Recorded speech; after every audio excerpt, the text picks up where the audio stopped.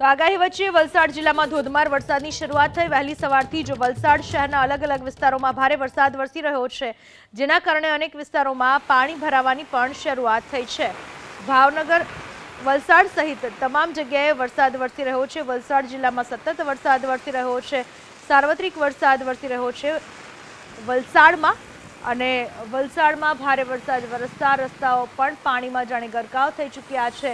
ધોધમાર વરસાદ વરસી રહ્યો છે, રસ્તાઓ પર પાણી વહેતા થયા છે, જનજીવન અસ્તવ્યસ્ત થયું હોય તેવા દ્રશ્યો જોવા મળી રહ્યા છે। ધારાસભ્ય ભરત પટેલ આપણી સાથે ફોન લાઈન પર જોડાઈ ચૂક્યા છે। ભરતભાઈ, વલસાડમાં જે વરસાદી માહોલ છે, શું છે અત્યારે વરસાદી સ્થિતિ અને શું સાવચેતી રાખવામાં આવી રહી છે?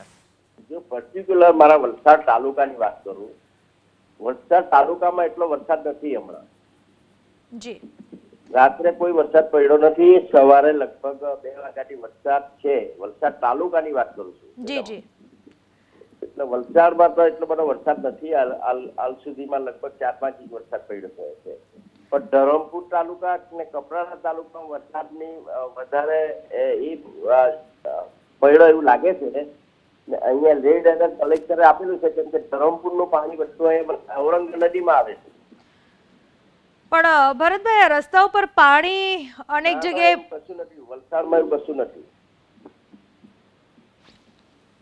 અનેક જગ્યાએ, હા, બીજી જગ્યાએ જિલ્લાની જો વાત કરવામાં આવે તો જિલ્લામાં પાણી ભરાયેલા છે। વરસાદના જે રસ્તાઓ પર જે મુખ્ય રસ્તાઓ છે એ પણ પાણીમાં ગરકાવ થઈ ચૂક્યા છે, લોકો હાલાકી ના, એવું વલસાડમાં કશું નથી।